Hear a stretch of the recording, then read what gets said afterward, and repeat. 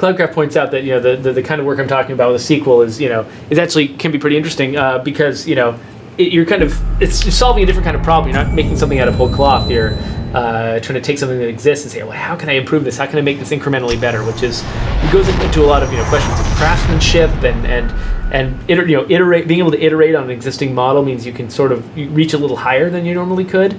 That's definitely something like, and it was, most of my career I spent doing work for hire games. And so with that, it's very much, you're not going to be inventing new types of genres or anything like that. You'll be largely building on things that have happened before, applying them to a new IP, trying to build on an IP. So that's what I spent a lot of my career doing. And so it's definitely, something I can appreciate.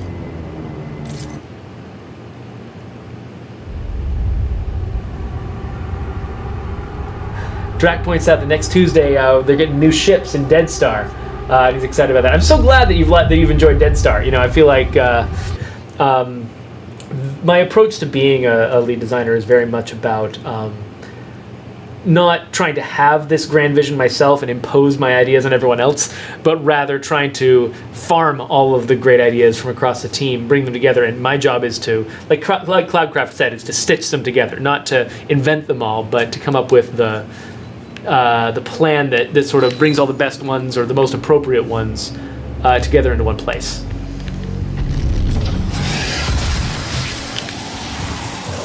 Oh yeah, I forgot. That's what my left trigger does. And impose my ideas on everyone else, but rather trying to farm all of the great ideas from across the team, bring them together, and my job is to, like Cloudcraft said, is to stitch them together, not to invent them all, but to come up with the plan that sort of brings all the best ones or the most appropriate ones together into one place.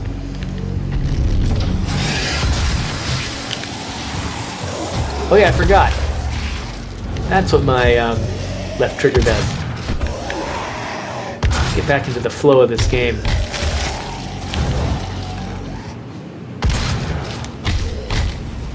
Oh wait, not that.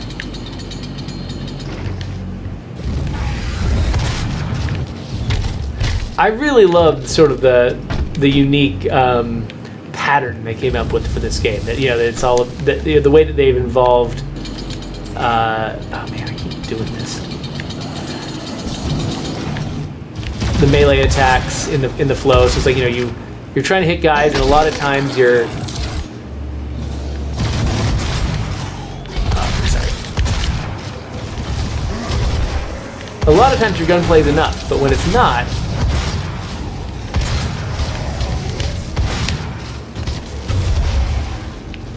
you just have this constant ability to just get in there and I don't know.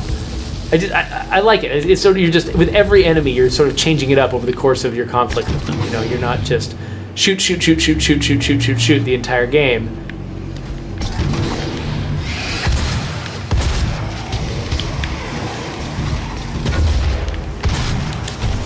You're constantly going back and forth.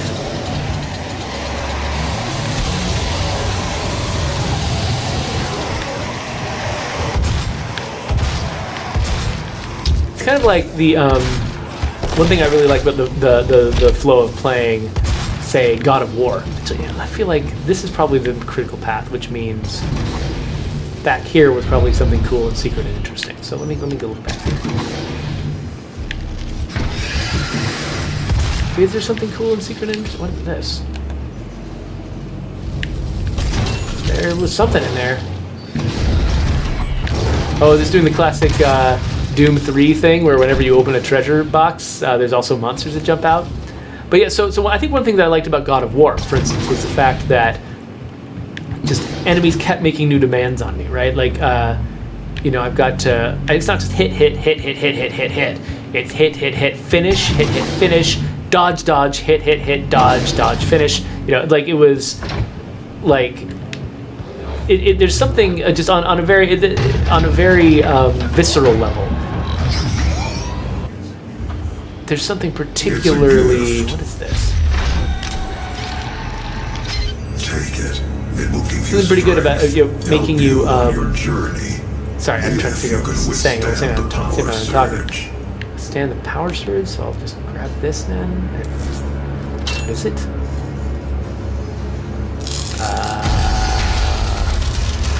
What do I have now?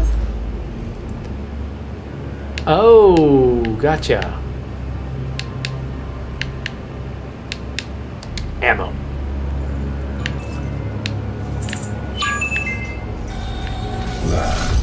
But anyway, yeah, just on the pure sort of like tactile, visceral level, the switching activities constantly needing to decide to do something different again and again. You're being constantly presented with new situations, new inputs that make you, make different choices about what button you're pressing, what direction you're going. It's easy to underestimate the value of that.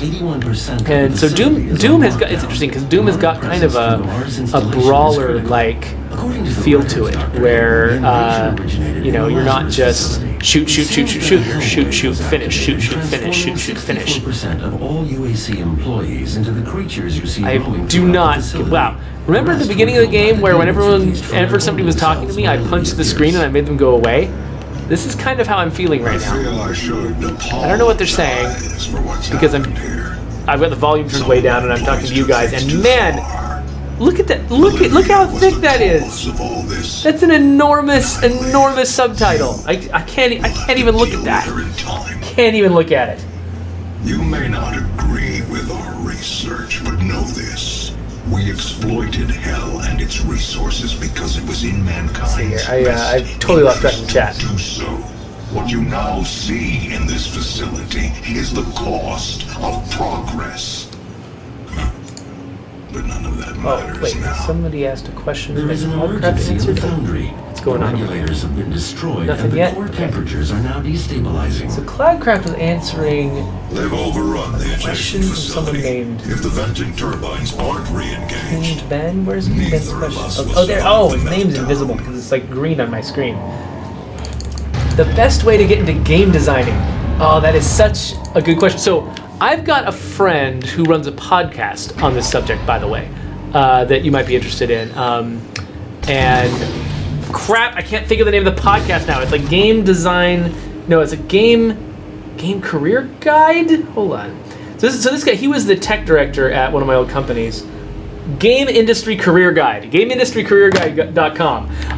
It's a podcast and it's a website. It's full of tons of advice about getting into different careers in the game industry. Like I think a lot of folks who think they want to be designers actually might want to do something else in the industry, and a resource like that can be really useful. One of the problems with asking a game designer, particularly a game designer from my generation or earlier, how to get into game design is the fact that none of us know.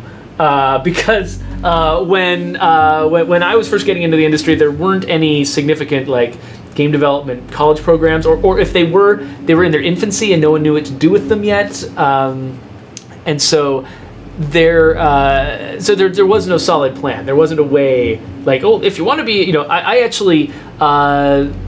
The idea of being a game designer sounded amazing, but I didn't even think it was a possibility. So I went to film school instead, and there was for filmmakers as a track. It's like if you want to get into film school, you can make your own amateur stuff. You can buy some equipment and just make weird little indie things. Try to fund yourself, that whole thing is really hard. Or you can go to film school and get jobs on use your film training that you get from school to get jobs on the set. Or I think you probably also there might be jobs in the film industry that you can work your way up. Sort of below the line jobs where just tons of different from being an electrician to being lighting guy or something like that. There's just all these different ways in, but all of those careers, the thing I'm trying to get to is all of those careers in the film industry have been around for 100 years, and there are solid paths you can follow. If you want to find out how to become a key grip, or how to become a film director, or how to become a screenwriter, there are college programs, there are all these things you can do. For game development, there was nothing like that when I was, or things like that were just purely in their infancy when I first started out. And so, for me, and for a lot of folks my age in the industry and earlier, it was just be lucky, meet the right person, seem like a clever seem like a clever person, and get hired to an entry-level job, and then work your way up. And that's kind of what I did. I met the right people under the right circumstances. They hired me to be a designer on a small-scale project, and I worked my way up from there. But that's not a piece of advice I can give to someone who's new. You know, I can't just say, well, here's what you do. You get really, really lucky, and you meet the right people, and then they give you an opportunity, and then, you know, it's like, my experience like that was purely based on luck. Now, I did something with the luck. Like, once the luck had happened, I capitalized on it, you know, and I tried to do my job well, and it really, you know, it really mattered what I did. But just to get that initial foot in the door was tons and tons of luck, and that's not something I can tell another person to replicate. But luckily, right now, my hand did not line up with that at all. Not that it matters. I don't know what I'm doing. I'm just pushing every button I see. Oh, hello. Now there are game development programs in colleges. You know, you can go to places like DigiPen or Full Sail or the Guild Hall at SMU, I think is the name of the college. There's lots of different places you can go that will at least, I don't know what I'm doing. Access denied. Okay, there we go.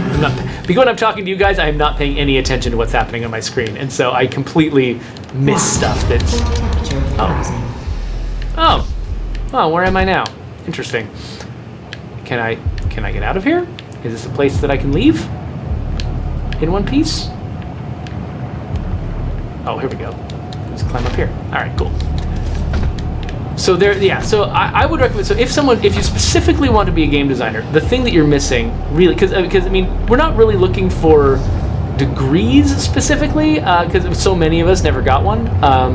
What we're looking for is experience, and the problem is, getting experience making games is kind of like it's like a catch-22, right? Because how do you get experience, and before you've got enough experience, be hired to get some experience. So there's two ways you can go. You can either get into one of those, you know, game development programs where where all of your classes are structured around game projects. You know, like getting you to work with with a team to build a game, and that builds up a portfolio for you that you can then show to prospective employers and say, look, I've made games before. I know how it's done, and I can put the work in, and I can accomplish things. You can show them that. I'm completely lost right now. Or you can go the indie route. You can get something like, you know, what's it called? Game Maker Studio? Like the thing that Rami Ismail used to make Nuclear Throne. I've seen a bunch of other games do that too. Like or Unity, or, you know, grab one of these tool sets that have a lot of tutorials on YouTube, that have a lot of, you know, just resources for you to learn how to use them. Grab those, and is that going to kill me? Okay. And just start making something on your own, you know, and get experience that way. That's a lot riskier. I mean, you don't, you know, there's nobody riding you to make sure you do it. There's no one, you know, helping you figure out what you're doing. You're pretty much on your own there. I would advise you to get, you know, a lot of friends, a lot of, you know, random strangers on the internet to help to evaluate your work, to help you improve. But that's the other way you can go. But once you've got some, you know, a portfolio to show, then you can look for places that, you know, that have entry-level game design positions, like you know, like for like level scripters, or, you know, stuff like that, and work your way from there. But I would definitely recommend my friend Jason Bay's site, the GameIndustryCareerGuide.com, because he really knows what he's talking about, and yeah, he's got a lot of good advice there. And I didn't look at the chat the entire time I was talking, so I've got no idea what everyone else has said, but I'm sure there's a lot of smart people in this chat, so I'm sure they probably had some good advice as well. Oh, look, I found a secret. I wasn't trying to find a secret. I was trying to find the main mission, but I'm glad I found that secret. So all of the dots are in that direction. So I feel like that's the direction I want to be going. Oh, this is the place where this thing doesn't work, right? Yeah, that thing doesn't work. Okay, well, at least I'm back here. At least I'm back to a familiar place. Is there some other route that I could have taken? Aha! Ha ha ha ha ha! This way is also pointing me towards those dots. And I collected a thing there. Ooh. Yeah, I've already unlocked these. I guess I need to come back here when I have a different weapon, right? Or what if I switch weapons and then do it? Is that... No, not the... There. No, it really only wants to help my shotgun. Okay, well... okay, so was I here and I like fell down or something? Is that what happened before? I don't know what's going on. No idea what's happening. Access denied. Blue access only. Well, let's get some blue. Where do I get blue? Never mind.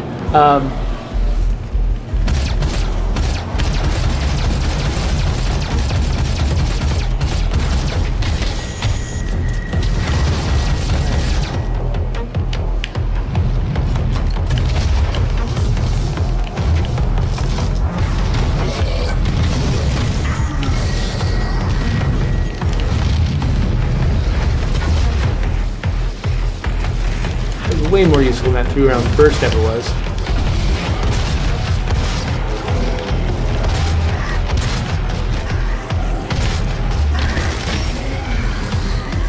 That's yellow! I wanted blue! Is this blue? Blue access only. Is there a yellow one around here that I forgot about? Whoa, hey. Imp. Take that.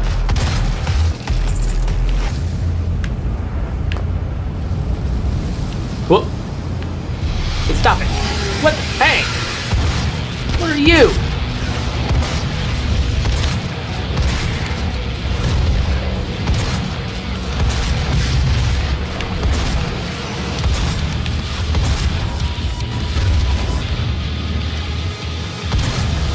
I'm glad that worked out.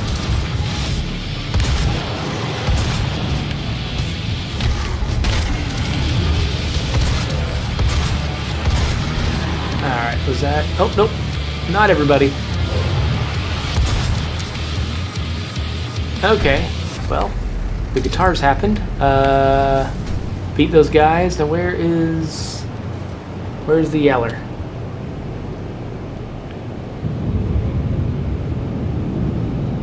Is this area locked down? These are blue. Is there a yellow one that I just didn't see? It's done this. Warning, core temperature rising. Nope.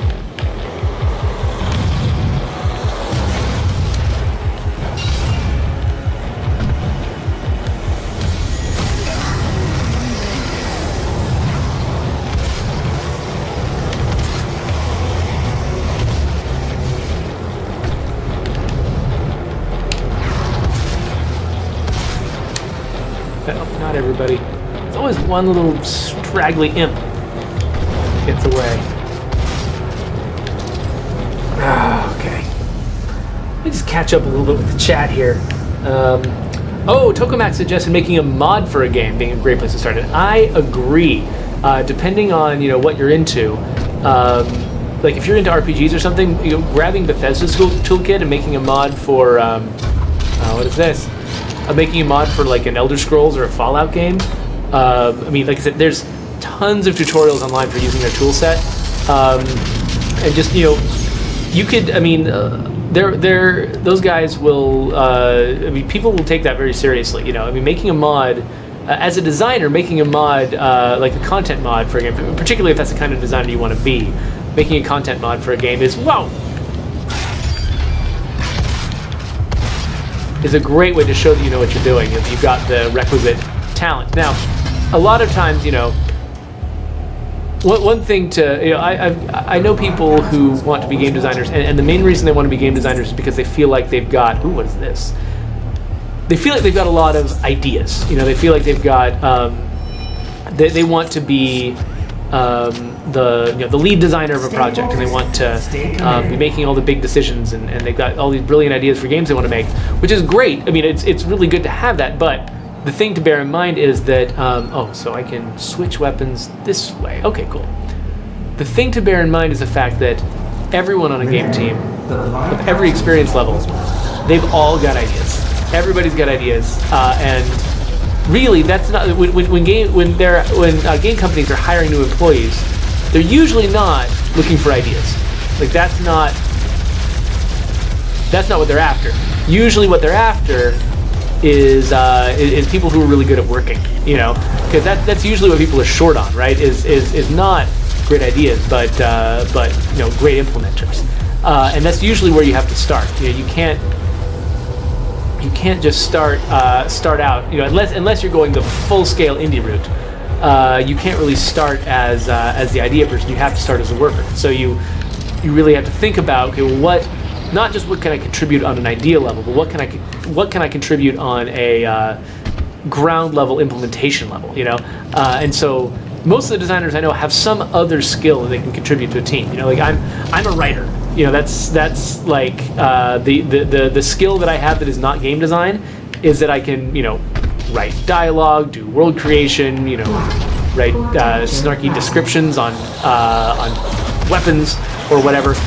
You know, that's the kind of thing that I can contribute to. Oh, hello. That's the kind of thing that I can contribute to when I'm not designing a game. But for other people, it's other things. You know, I know designers who are artists. I know designers who are programmers. I know designers who came up through test and are really good at finding problems in games. We've got we got a designer here who started out as a pro gamer, and that was, you know, one of his major contributions is the fact that he knows how programmers think about games, and he can give us that perspective.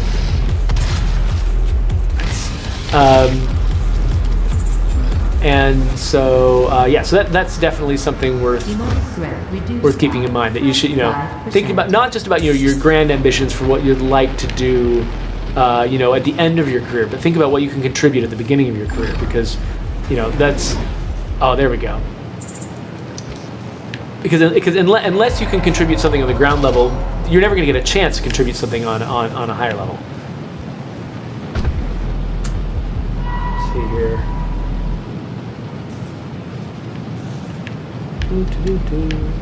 Yeah, so you're right. That gun, it was pretty amazing because for one thing, I could just keep enemies occupied. You know, they weren't going to be attacking me very much. Oh, hello.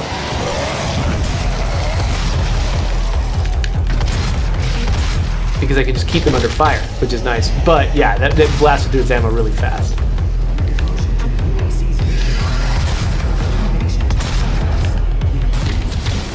I love the flow of this game.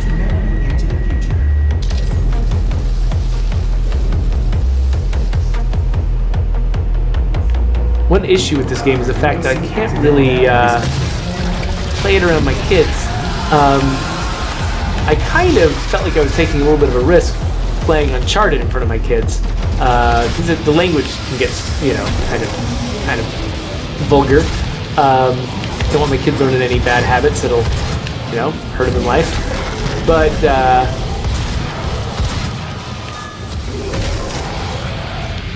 man, my oldest daughter, when she was watching me play Uncharted, she was like, "This is the coolest game I've ever seen," and she really wanted to play it. And I was like, you know, this game is made for older people. I mean, it's rated T, but it's kind of a high T, you know. And I wasn't sure if it was going to be appropriate, but I just loved her having that kind of taste, you know. I mean, Uncharted 4 is an incredible game, and it made me happy that my daughter was interested in it, you know, the same way that I am. And it made me kind of want to encourage that, you know. So, I don't know, we'll have to see. I did let her play the beginning of it, you know, when, you know, Nathan Drake is a child and things are a little bit different. But we'll see how far I let it go.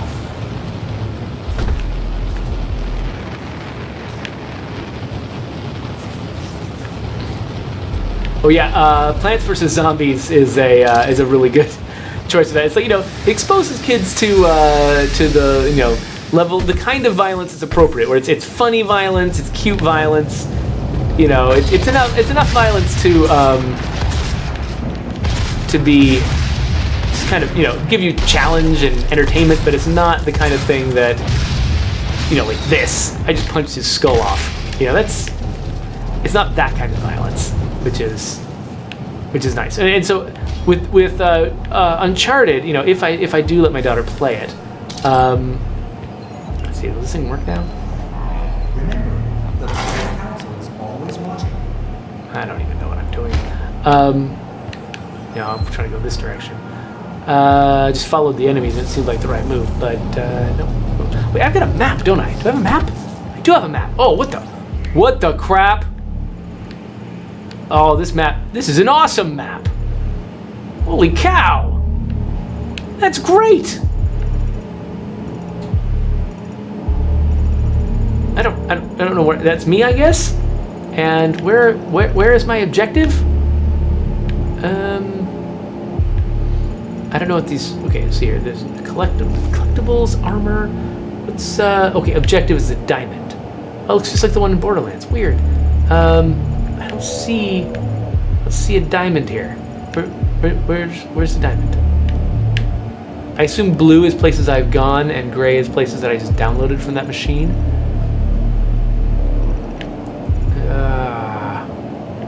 Oh, there. Oh, is that it? Is that the diamond down at the bottom? Oh, wow, that's a long ways away. Okay, so how do I get there from here? This is so reminiscent of the map in the original game too, which is kind of fun. Okay, there's a ramp down. Does it get me closer? How do I get to that ramp down?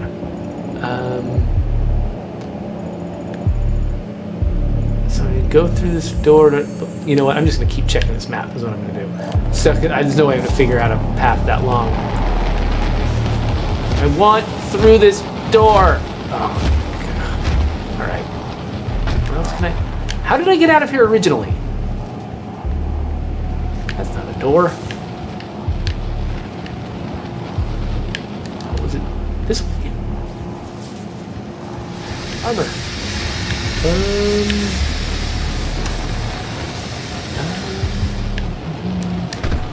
Okay, go up. Up wasn't really my plan. It's gonna go down. Okay, where am I now?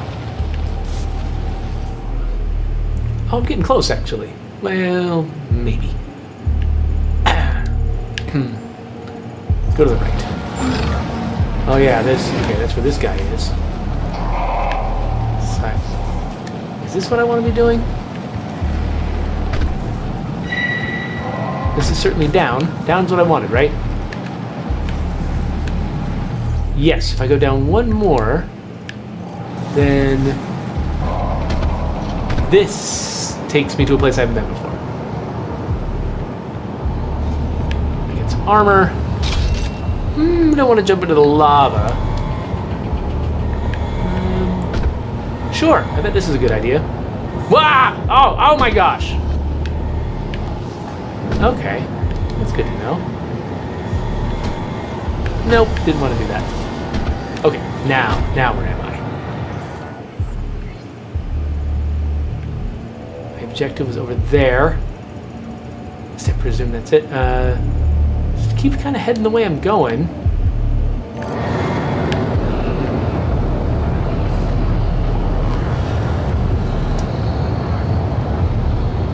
Oh, Cloudcraft has reminiscence of the original. So I remember the original Doom map was just, it was a top-down kind of wireframe, right? That you could sort of, I think it might have rotated with you. It was really, I just remember it being really useful and just really sort of simple and clear. I like that this has the same kind of style. It's just a little wireframe, but it's, rotated to show you the 3D. The original Doom had the advantage, well, not advantage, had the disadvantage that it wasn't true 3D. Everything was mapped to a 2D plane. You couldn't, have a bridge over a tunnel. Everything, there's only one walkable surface, on the 2D plane. And so a top-down 2D map was always appropriate. But now this is a true 3D game, and so that makes it just a little bit more difficult. Oh, hey, there's a monster maker. Let's go take care of that monster maker.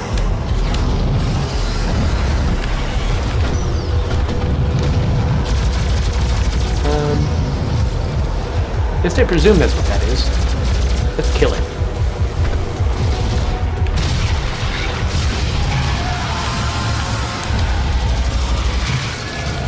I have a feeling I'm just going to fall into lava at some point very soon.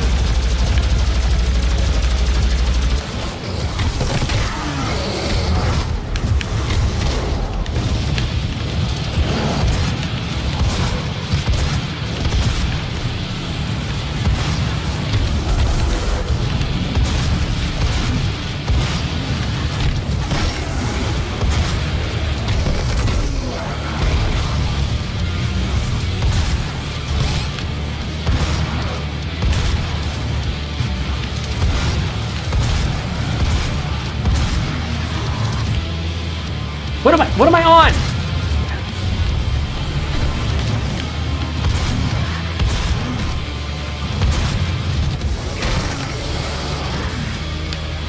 So after the all the criticism of the Polygon reviewer who played this game, I feel like there's this immense pressure to play well, because I don't want to be compared.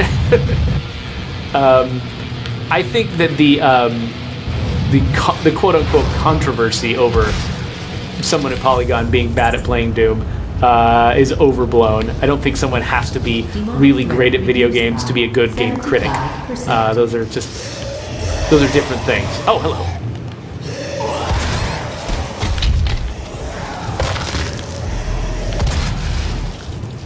I mean, certainly if somebody in a, who considers themselves to be an incredibly skilled hardcore gamer specifically wants the impressions of someone like them about a game, fine, I can see them wanting to select their reviewers accordingly, but it certainly doesn't disqualify someone as a reviewer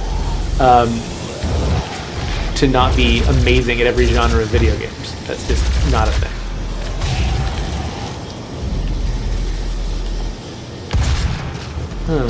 Something down here that I want? Is that thing? I keep not using grenades. I should use more grenades. Oh, hello.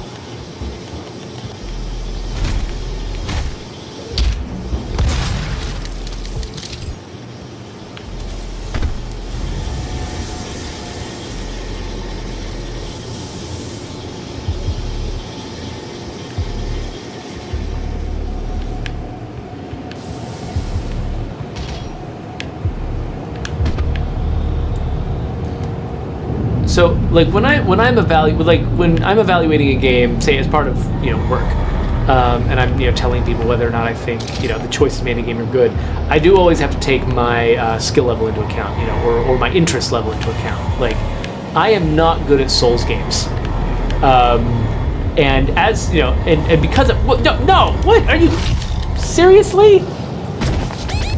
Did something just push me off a cliff? What happened? Okay. I like that. I like that a lot. But oh.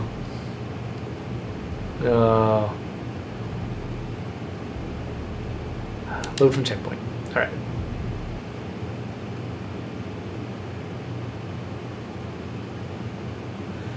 Wait, Drac, you're doing blindfolded backseat driver? What does that even mean? Please don't tell me you're loading the whole level. I remember working on a game one time where just by default, every time the character died, we were loading the entire level, and it was just maddening. And I ended up sort of having to sit with the programmer and sort of wrangle for a while. Where am I going now? 163. Wrangle for a while to sort of figure out, okay, no. We don't need to load the level. We just need to reset all of the dynamic content in the level. That's all we need to do. And figuring out the exact way to do that was it took a lot of our time, but man, was it worth it, because I could kill the player way more, and it was painless to like you were immediately back into the game again. Whenever a game, particularly a game that is very like linear and and exactly what circumstances the player's in at all times. If they're at this point in the map, that means that this has happened. And you can make assumptions like that. Like, it just always, if a game makes me reload a level, on death, just because I was, when nothing about the actual content level changes between my death and reloading again, it just always makes me frustrated. Because I'm like, I've been through this. I know there's a solution. There's got to be a solution.